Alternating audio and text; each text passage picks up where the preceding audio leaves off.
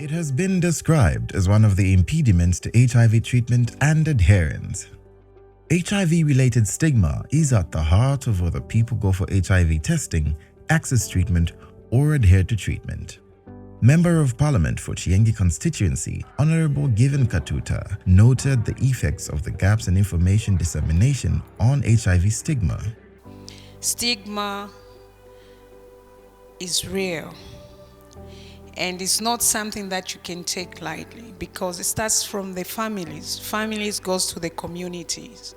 Communities, it goes to the district level. District level, then we take it provincial level, then the nation at large. The International AIDS Society conducted a national research through experts in the Zambian towns of Copperbelt, Western, Lusaka, and Southern provinces. The focus was on HIV-related stigma in healthcare settings in Zambia. Some of the stakeholders had these views. We should embrace the stigma issue and let everyone be free whenever they come for drug pickup, like the example which we saw in the one of the slides, where someone is free to come to the pharmacy. Oh, today is my pickup day. I'll come later. I'm just a little bit busy. That attitude is very, very good. Most of our members were opting, just moving from maybe Chipokota Mayamba, they go to Masala, and you can't force them. That is their right. They are comfortable with that side. Why? Because of stigma. The typical challenge that is there is that people do not want other people to know that they're HIV positive.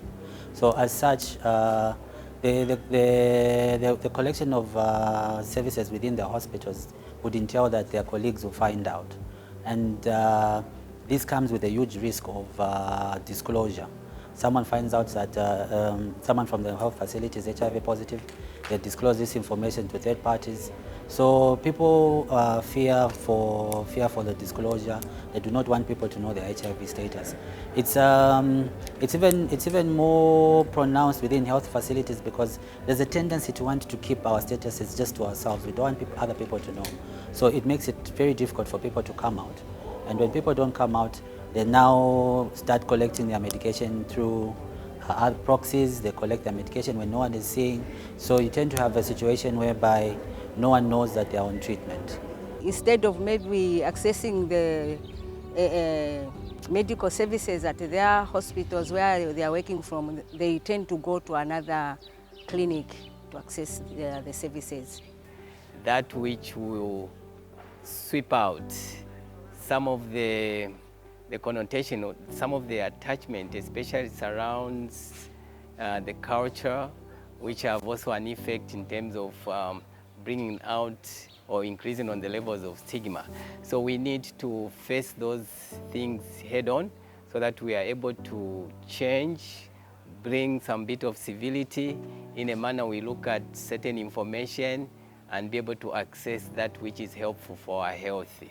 A recommendation that was echoed by many participants was the need for funding towards capacity building. I think how we can help the health workers, we need to train them because most of them really they have information about HIV, but their most challenge is how to understand the issue of living with HIV. It becomes a challenge. I think because of their dignity, they look at their level, how do people look at me if I come out in the open and say I'm positive? Because the people, they are looking at me as a role model, but they are human beings as well. And moreover, HIV, no one has chosen to be HIV positive, including myself as I'm talking. I'm HIV positive, but I didn't choose to be positive. But it just came on its way, and I had to accept my condition. Because if I had lived in the denial, I think this time people could be talking about, we had in Namakau in Imongo district. I could have been late now. But because I learned about how to come out of self-stigma, which is a main killer. Because if you have self-stigma, you start judging yourself, start asking your questions, you can't even adhere to treatment, you can't even accept your status, which means that it is going to lead you to an early death. I really feel that the stigma should be incorporated because it's like it's outside the syllabus, so it's a bit difficult to bring it time and again. We mention it, but let it be incorporated Zambian lawmaker and National Assembly Deputy Chief Whip Princess Kusune, who has lived with the HIV for 25 years, urged healthcare workers to adopt the disclosure approach in order to end stigma.